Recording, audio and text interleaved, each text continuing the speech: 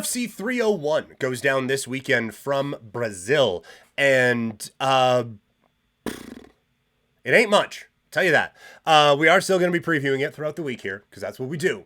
But it's a touch underwhelming. I will say that. It is, I think, a terrible follow-up to UFC 300. And I think that's the big story here, is that this company had so much momentum coming out of UFC 300. And I do think not putting Pereira on this card in a heavyweight fight against whoever, random tomato can from Sao Paulo, comes in and gets his head kicked off by Pereira just because he happened to weigh 245 pounds.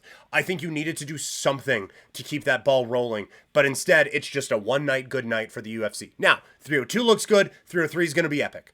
But for right now, the UFC does feel like they've kind of lulled after what was a real high for this for this company.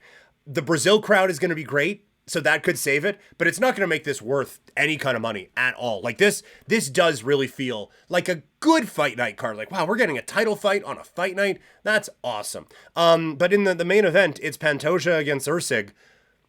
That I don't think makes the main card for UFC 300. And UFC 300 was a special card and a special night and all of those things. But to come back with this is really underwhelming. And so I get wanting to build the hype into UFC 300 with big main event at 298, big main event 299, leading into UFC 300. It took away a bit of the star power for UFC 300, but it didn't completely kill it, obviously, because what an amazing night. But I thought they should have done a better job of following it with like, and now we have this, and now we have this, and now we have this, because now, like, you've made the UFC, I'm not going to say irrelevant, but there has been a whole lot of UFC talk since like the Wednesday after UFC 300, and this is going to feel like a very skippable pay-per-view, and you don't want to build that in. You want to try to keep that momentum rolling. And so I think they've done a bad job with it.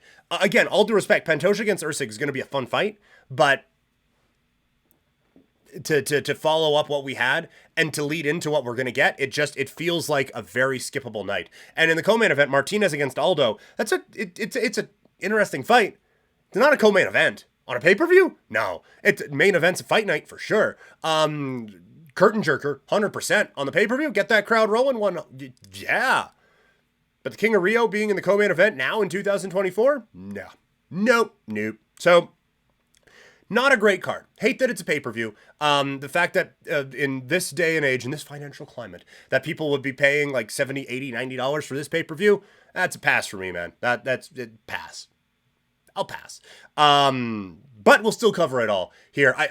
We are very busy here this weekend, so in all likelihood, there won't be a big breakdown or anything over the weekend. We'll just be reacting to it coming up on the Monday. But throughout the week, we are going to be previewing it. Coming up later this week, we're going to get a Jose Aldo Legacy look. We've done that already, but I thought it'd be a pretty good time since he's fighting again to go back and relive why this guy is one of the best ever in the sport of MMA. We're also going to look at the undercard fights to get ready for.